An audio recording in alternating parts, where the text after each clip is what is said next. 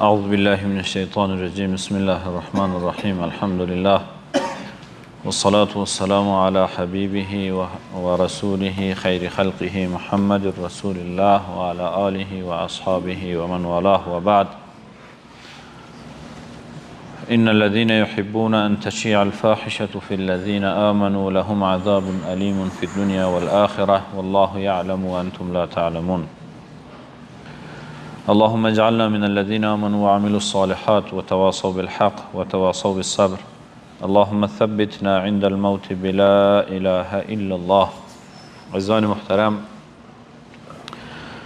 دیشب هم قسمتا بیان کردیم که 26مین نشانه از علایم و نشانه های قیامت ظهور یا شیوع فحش و فحاشی و قطع صله رحم و بد بودن همسایه هست یا همسایه های سو و بد. از این که این علایم در یک حدیث ذکر شده، رسول الله صلی الله علیه و سلم مسلسل ذکر کردن، بنابراین ما و شما هم همه ایره در یک شماره ذکر میکنیم. امام احمد رحمت الله علیه در کتاب خود مسند احمد میارد که عبدالله بن عمرو رضی الله عنهما فرمود ان رسول الله صلی الله علیه و سلم قال، جناب رسول الله صلی الله علیه و سلم فرمودن لا تقوم الساعه، قیامت برپا نمی شود حتی یظهر الفحش و التفاحش، تا اینکه ظهور شود در میان مردم عام شود و فراگیر شود فحش و تفاحش. فحش امو بدگویی، بدزبانی و زشت زبانی هست که مربوط به زبان میشه، و تفاحش یعنی عمل فاحشه که مربوط به کردار میشه. بعضی از علما میگن هر دو یک مفهوم را ارائه میکنه و بعضی از علمای لغت عرب میفرمایند که نه، هر دو یک کمی متفاوت هستند.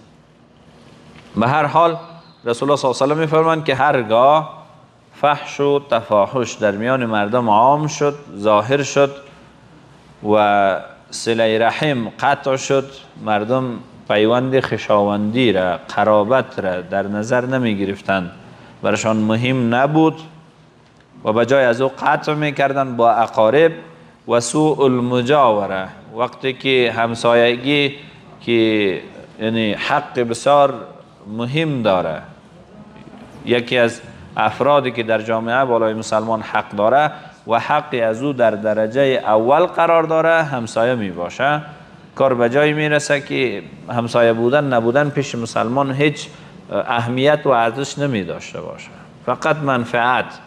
اگر منفعتش بود ارتباط داره، اگر منفعتش نبود نه. اگر چیزی درآمد و چربیدن داشت خیلی روابط همسایگی را محکم میگیره، اگر یک همسایه فقیر و نادار بود سالهای سال سپری شوه او را در نظر نمیگیره و اصلا احوالش نمیگیره. رسول الله صلی الله علیه و سلم میفرمایند که از نشانه های قیامت هست.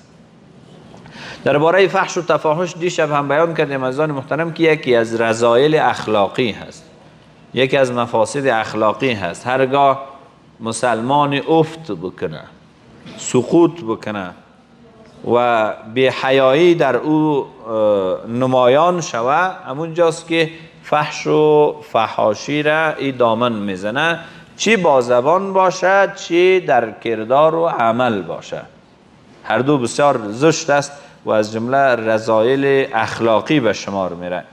رسول الله صلی الله علیه و سلم در حدیث دیگر میفرمایند که لیس المؤمن بالطعان ولا اللعان ولا الفاحش ولا البذیء، یعنی مسلمان طعنه زننده نمی باشه.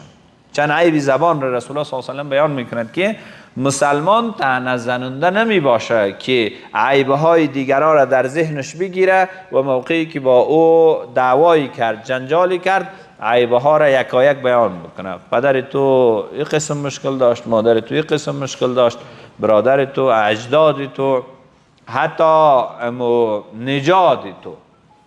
حالا مردم طعنه های نژادی میدن، تو مربوط فلان زبان هستی، تو مربوط فلان قوم هستی. یعنی رسول الله صلی الله علیه و سلم میفرمایند که طعنه دادن و ایمان با یکدیگر سازگار نیست. که یک نفر هم ادعا بکنه من مسلمان هستم، مؤمن هستم، و در عین حال این طعنه بوده دیگرها را، این آدم مؤمن نیست. لیس المؤمن، مسلمان این ویژگی و صفت را نمی داشته باشه. اما امروز در میان ما و شما بسیار زیاد است، نه تنها طعنه بلکه حتی تهمت زیاد است. حالا اگر یک نفر با یک کس جنگ و جنجال میکنه، شما طعنه را به جای خود بگذارید که از ذهن خود هر چی که فحش و فحاشی و یعنی زشتی ها در زبانش بیه میگویه. مادر تو فلان کاره بود، در حالی که میدانه که دروغ میگه، او کاره نبوده. این را به خاطر میگه که جانب مقابل شرمنده بسازه، خجل بسازه، گویا این یک مبارزه هست که جانب مقابل باید حتما شکست بخوره، رسوا شود. و دست به چی میزنه؟ به اتهام، تهمت. پدر تو دزد بود، مثلا مادر تو زناکار بود، فحاش بود، ای بود، او بود. یک سلسله از تهمت ها را چی میکنه؟ نثار برادر مؤمنش میکنه، که یعنی این اوج افت اخلاقی هست. مسلمان این گونه نمی باشه. شخصیت مسلمان در وقت قهر و غضبش معلوم میشه. انسان که در وقت خنده کسی را طعنه نمیده، در وقت خنده کسی را داد و دشنام نمیده. اگر در وقت خنده و حالت نرمال یک کسی را فحش و ناسزا بگوید، او را باید ببرن دیوان خانه. حالا اکثر مردم دلیل میارن موقع قهرم بود، موقع غضبم بود. تدبیر مسلمان، عقل مسلمان، ایمان مسلمان در موقع غضب باید آشکار شود. این شخصیت هر کسی را اگر میخواهین بسنجین، در موقع غضبش بسنجین. در حالت نرمال همگی میخنده، همگی تبسم بر لب داره، همگی حالتش عادی هست. اگر میخواین که شخصیت یک کس را و ظرفیت او را بسنجین، در وقت غضب ببینین که چگونه آدمی هست، چی از زبانی از این جاری میشه. هرچی از زبانش در وقت غضب جاری شد، شخصیت امی چیز است. یا چی عذر پیش میکنه؟ غضب بودم زن خود را طلاق دادم.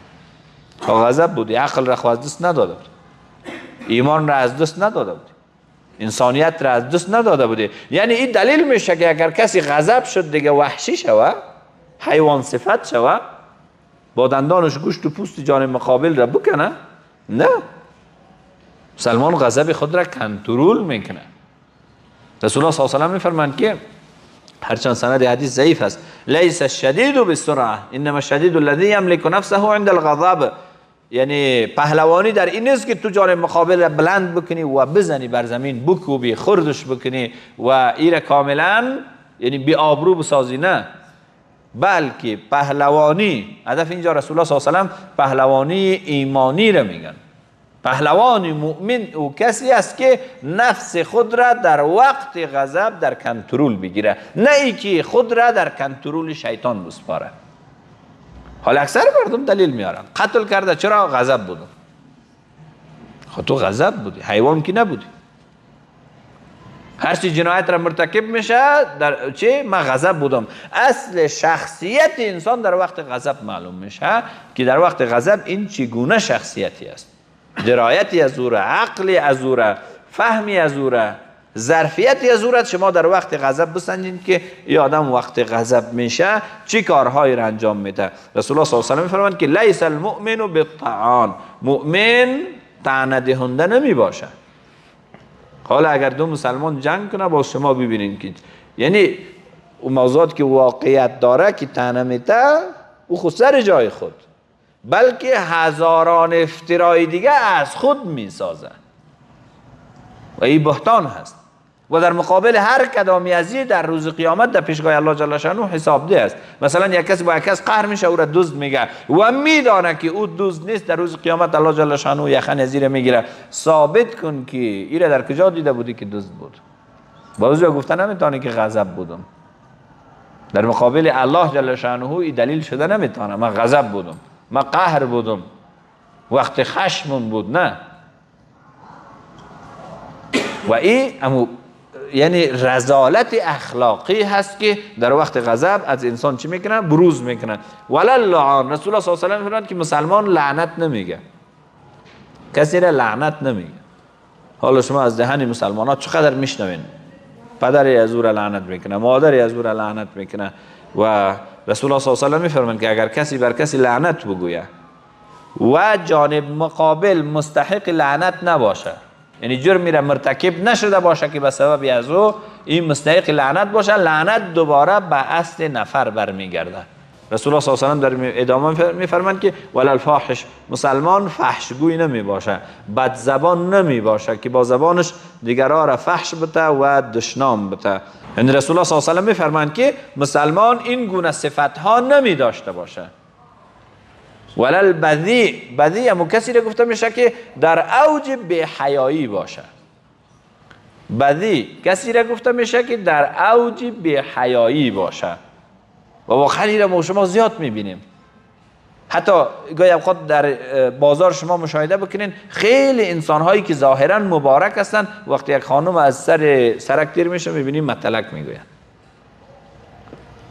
یعنی گپای زشت میزنه، اما میخوان که دروازه فحشا را باز بکنن. بعدی اما کسی را گفته میشه در اوج بی حیایی قرار داره. اون طرف میبینه که دیگران ایستاد است، این طرف میبینه که در بازار دیگه مردم هم روان هستن و این از هیچ کس حیا نمیکنه، از الله که اصلا نمیترسه، از مردم هم حیا نمیکنه، شرم نمیکنه. رسول الله صلی الله علیه و آله فرمایند که مؤمن این 4 صفت را نمیداشته باشد: طعنه نمیزنه، لعنت نمیگوید، فحاشی و دشنام و زشت زبانی نمیکنه و بی حیا نمی باشه. و ایمان با این 4 چیز اصلا سازگار نیست. ضعفی در ایمانش وجود داره، نقصی در ایمانش وجود داره که این گونه کارها را مرتکب میشه. رسول الله صلی الله علیه و آله فرمایند که المسلم من سلم المسلمون من یده و لسانه. مسلمان کسی است که دیگر مسلمان ها از دستی ازی و از زبان ازی در امان باشند. یعنی زبان تو زبان مؤمنانه باشه، زبان زیبا باشه، زبانی باشه که نیشی زبان نداشته باشی. بعضی افرادی هستن که نیشی زبان اونها از نیشی عقرب کرده بدتر است. موقعی برابر میشن نیشی زبان میزنن، گپ‌های کنایه آمیزی میزنن که یعنی گویا یک نفر را کاملا از بین میبرن. رسول الله صلی الله علیه و آله فرمایند که سباب المسلم فسوق، دشنام دادن مسلمان فسق است، فاسقی کار را میکنه. سباب المسلم فسوق، دشنام دادن یک مسلمان فسق است. یعنی مؤمنی کار را نمیکنه، این کار فاسق هست. این حال شما جامعه را چی بکنین؟ ارزیابی بکنین که چقدر انسان فاسق هست. وقتی تنهایی نیست که در بیرون، نه در خانه وقتی میبینی با خانم خود جنگ کرده چقدر دشنام میته، آیا خانمش مسلمان نیست؟ این در وقت دشنام دادن فاسق نمیشه؟ حتی کسایی از با فرزند خود، 2 برادر با یکدیگر جنجال میکنن، میبینی که چی؟ اما هرچی که از زبانشان میآیه بیان میکنن. خب واقعا اگر تو زور داری، زور در کمرت بیاد میدان. نفر با کسی جنجال میکنه، فقط چی دستاویز قرار داده، خانمی از دوره یا همشیره از دوره یا دختری از دوره یا مادری از دوره داو میزنه و کسی را که در این گناه و در این تقصیر اصلا دست نداره. یک نوع بی‌انصافی هم است، اوج بی‌وجدانی هست. مثلا 2 مرد با یکدیگر جنجال میکنن، حالا شما زورتان در کمرتان هرچی بکس و لغت دارین در میدان، اینجا زورشان نمیرسه. فقط او این خواهر و مادری از زوره و خواهر و مادری از زیره، کسایی را که او بیچاره ها عفیف هستند، در خانه هستند. ان الذين يرمون المحصنات الغافلات المؤمنات لعنوا في الدنيا والاخره. تهمت و هر چی که داو دشنام و فحش دارن فقط نثار او کسایی میکنن که اونها در جنجال اصلا دخیل نیستن. و این عادت بسیار بد است، بسیار زشت است که در میان مسلمان ها عام شده. الله جل شانه ما و شما را نجات بده و کوشش بکنین که زبان ها را محافظت بکنین. رسول الله صلی الله علیه و آله میفرمایند که شما 2 چیز به من ضمانت بکنین، من جنت را برای شما ضمانت میکنم. 2 چیز را به من ضمانت بکنین، من جنت را برای شما ضمانت میکنم. او 2 چیز چی است؟ زبان و فرج. یعنی با زبانتان مسلمان را آزار نتین، زبانتان سبب رنجش و سبب ناآرامی هیچ کس نشود. زبان بد و زشت نداشته باشین، و دوم فرج خود را نگهداری بکنین که در حرام مبتلا نشوین، در زنا و لواط و اعمال زشت مبتلا نشوین. و همین صفت در میان قوم لوط زیاد بوده، همین دشنام و حقارت و بدزبانی و یعنی پدر کسی را لعنت بگی، پدر و مادر کسی را دشنام بتوی، یا به فامیل و محارم کسی زشتگویی بکنی، بدزبانی بکنی، این در میان قوم لوط بسیار بوده، بسیار عام بوده. و حالا در میان مسلمان ها جایی گرفته و رسول الله صلی الله علیه و آله میفرمایند که این از جمله نشانه های قیامت هست. الله جل شانه همه ما شما را حفاظت بکنه و تلاش بکنیم که با زبانمان مسلمان را هیچ کس را نیازاریم، به ویژه در وقت قهر و خشم و غضب. اصلا شایسته مسلمان نیست که با او زبانی که قرآن میخوانه، با او زبانی که ذکر میگوید، با او زبانی که یاد الله جل شانه را میکنه، با او زبان باز حرفهای زشت را بیان میکنه، اصلا با سیما و با چهره مسلمان سازگار نیست. همین که رسول الله صلی الله علیه و آله فرمایند لیس المؤمن، کسایی که این کارا را میکنن مؤمن نیستن. مفهومی حدیثی است که با اخلاق و سیما و صورت مسلمان اصلا این سازگار نیست، اصلا نمیزیبه برای مسلمان. این بر انسانهای بی شخصیت است و انسانهایی است که الله را نشناختن. در ادامه رسول الله صلی الله علیه و آله میفرمایند که از جمله نشانه های قیامت چی است؟ قطیعت الرحم، کسانی که قطع صله رحم میکنن، با اقارب خود قطع رابطه میکنن. اقارب خود را، اقارب نسبی و سببی که هست، مثلا خواهر، برادر، پدر، مادر، همین قسم کاکا، ماما و از هر دو طرف هر چی که پیش میره، یعنی با اقارب خود چی سببی باشه و چی نسبی باشه، اینا چی میکنن؟ قطع صله رحم میکنن. این از نشانهای قیامت است. امروز ما میبینین به سبب تقسیم میراث چقدر برادر است که حتی در جنازه برادرش نمیره. 20 سال شده، 30 سال شده، به خاطر یک نیم جریب زمین یا یک چی بوده، هر دو در وقت تقسیم چی شده؟ جنجال میانشان پیش آمده. حالا قطع رابطه کردن که اصلا نه سلامی هست، نه علیکی هست، نه رفت و آمدی هست، و حتی در جنازه یکدیگر نمیرن و بعد از مردن هم یکدیگر دشنام میتن. و این از نشانه های قیامت هست. در حالی که وصل کردن از این چی می باشه؟ از جمله فرایض هست، یعنی صله رحم را نگهداری از جمله فرایض می باشه. رسول الله صلی الله علیه و آله فرمایند که ان الله خلق الخلق، الله جل شانه مخلوقات را آفرید، حتی اذا فرغ منهم، تا اینکه یعنی فارغ شد از آفرینش مخلوقات، تمام شد، قامت الرحم، امی صله رحم بلند شد، فقالت، و گفت هذا مقام العائذ بك من القطيع. الله جل شانه بر ازی گفت که اینمی مقام تو است، مقامی که یعنی مردم پناه میبره بر تو از قطع صله رحم. بعد از او الله جل شانه باز دوباره به امی صله رحم میگه که اما ترضین ان اصل من وصلک، آیا تو راضی نمیشوی که کسی که صله رحم را بجای بیاره من او را با خود وصل بکنم؟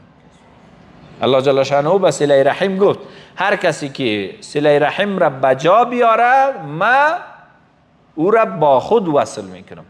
یعنی یکی از جمله اعمالی هست که الله جل شانه ای را میپسنده و الله جل شانه او بنده را در سایه رحمت خود میگیره.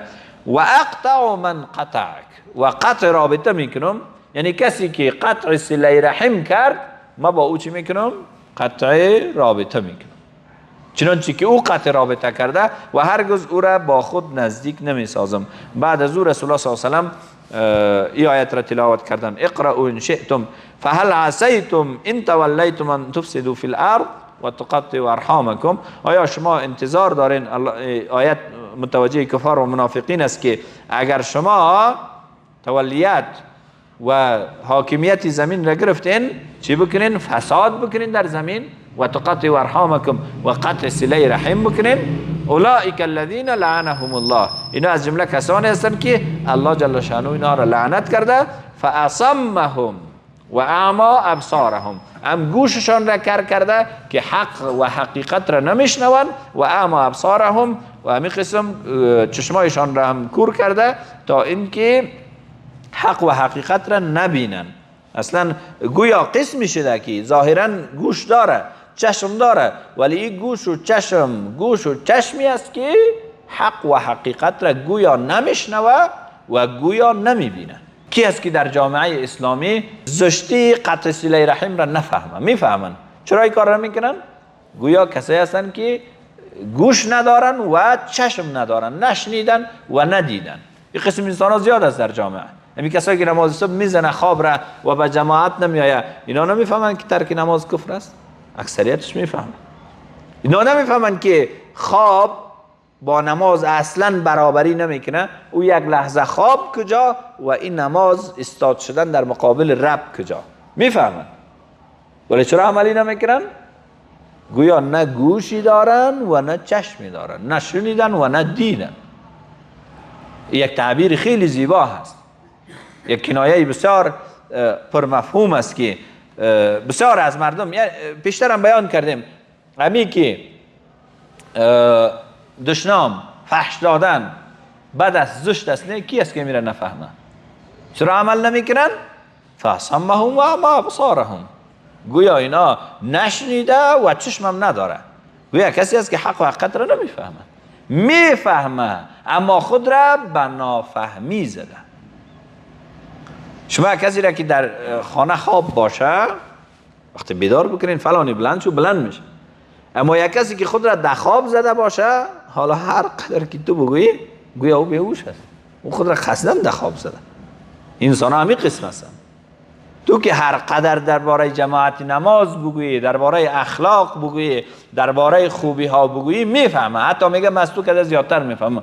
چرا عمل نمیکنی؟ فاصم و اعمی ابصارهم، گوشایشان کر شده و چشمه هایشان کور شده. الله جل شانه از این حالت ما و شما را نجات بده. یعنی حالت خیلی بدی هست.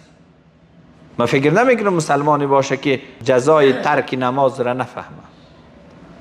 فکر نمیکنم مسلمانی باشه که جزا یا مذمت دروغ گفتن را نفهمه، مذمت دشنام دادن را نفهمه. اینا را همه کی بفهمه. فهم خیلی زیاد شده. هر کسی را شما استاد بکنین، بی نمازترین انسان را یا بد اخلاقترین انسان را استاد بکن، بگو درباره زنا، درباره مذمت زنا گپ بزن، سعی که چی ها میگه.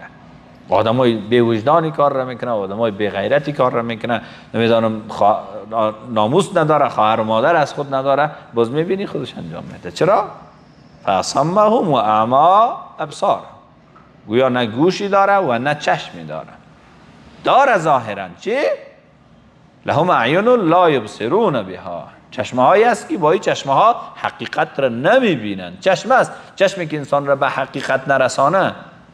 گوشی که بشنوه ولی صدای حقیقت را نشنوه گویا نیست، که علم یکن، گویا وجود نداره، گویا نیست. الله جل شانه برای ما و شما توفیق نصیب بکنه.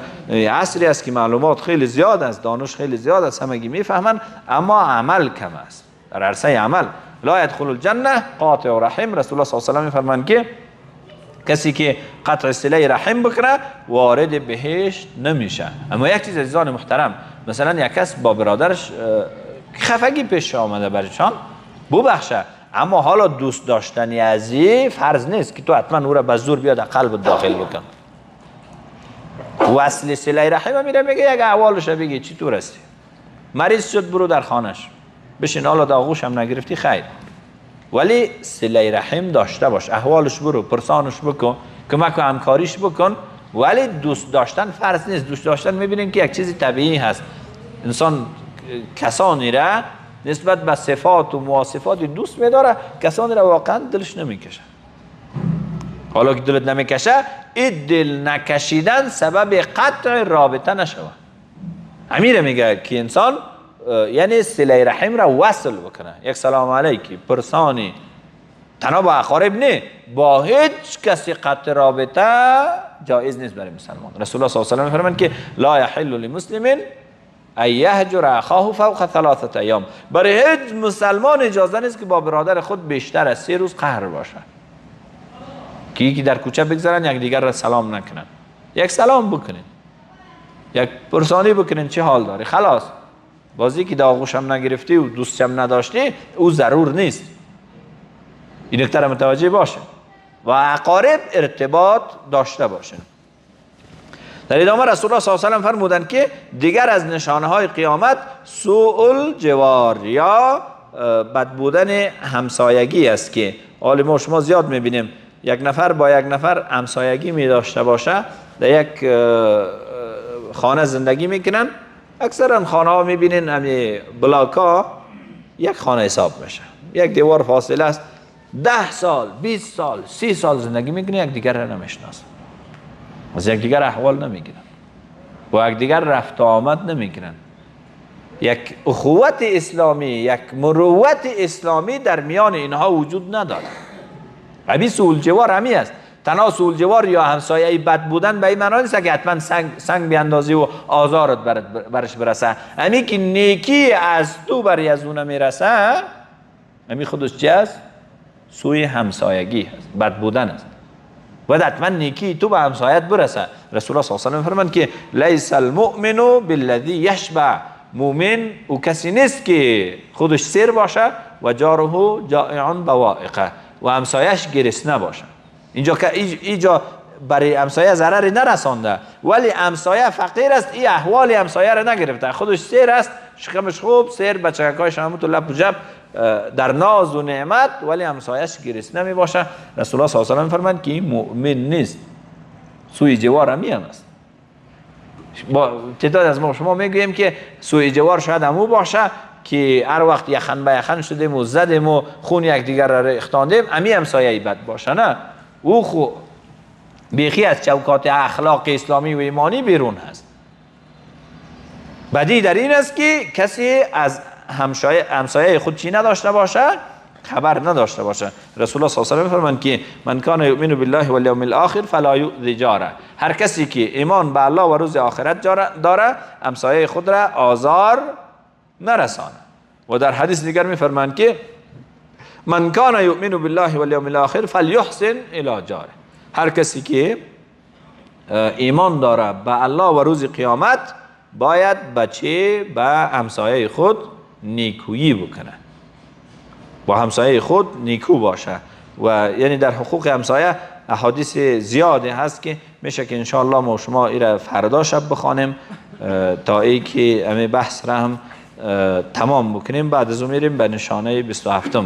الله جل شانه بر همه ما شما توفیق نصیب بکنه تا این معلومات را در عمل پیاده بکنیم. مؤمن کسی است که معلومات را به عمل تبدیل بکنه. و قل اعملوا فسيرى الله عملكم و رسوله والمؤمنون، عمل بکنین تا اینکه الله و پیامبر و مؤمنین اعمال شما را ببینه. و یعنی علم داشتن کافی نیست. یهود خیلی علم داشتن، پیامبر صلی الله علیه و آله چنان میشناختن که شاید اکثر ما شما نشناسیم، ولی ایمان نیاوردن. مغضوب علیهم و ضالین، همین گمراه ها که هر روز در نماز ما پناه میبرم کسایی هستن که علم دارن، علم را به عمل تبدیل نکردن. ما شما به الله از این صفت پناه میبریم، بگیم که خودمان این گونه نباشیم که من میفهمم. نه، تو باید در عمل پیاده بکنی. هرگاه عمل انجام دادی، هر آنچه خواندی در عمل انجام داده، تو چی هستی؟ مؤمن هستی. سبحانك اللهم و بحمدک، نشهد ان لا اله الا انت، نستغفرک و نتوب الیک. جزاکم الله خیر.